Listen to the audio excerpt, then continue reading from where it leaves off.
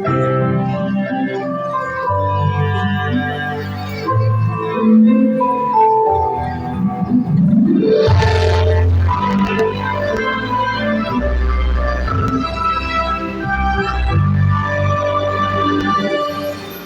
một đêm đông không gian yên bình, cả thiên thần ca người mình hát.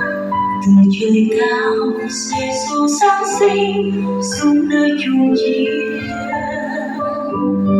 Một đồng nghe tiếng kim đêm tim lại, thấy con trai trong chung lời nói.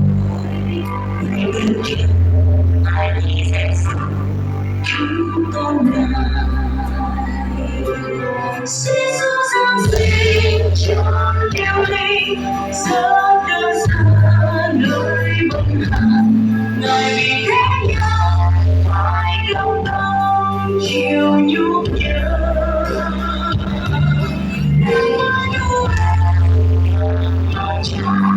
Đời thiên cung đã một phần vì yêu thế gian.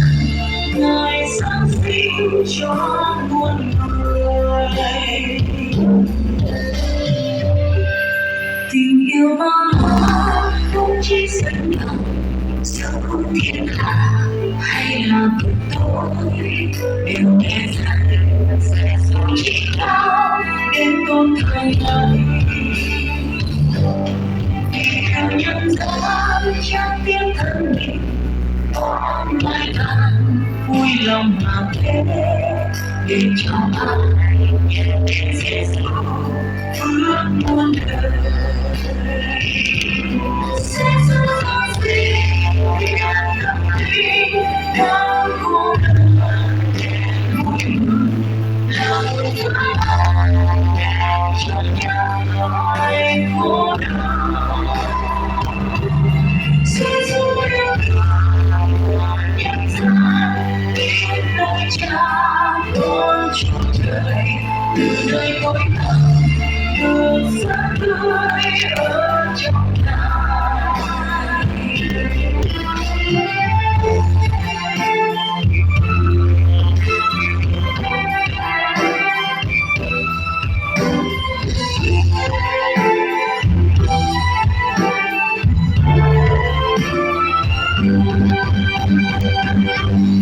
Tình yêu bao la không chỉ dẫn vào dẫu thiên hạ hay là vực tối, đều nghe dạy sẽ sống chỉ cao đến tôn thời này.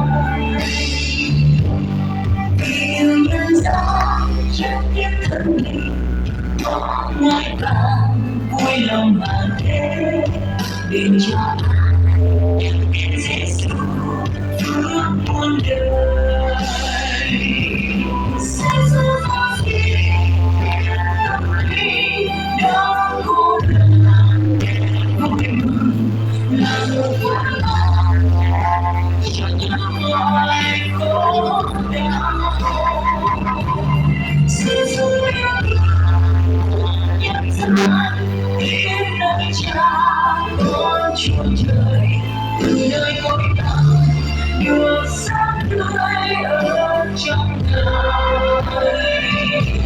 Giê-xu giáng sinh tâm linh đang cô đơn vui mừng là một phước lành cho những loài cô đơn.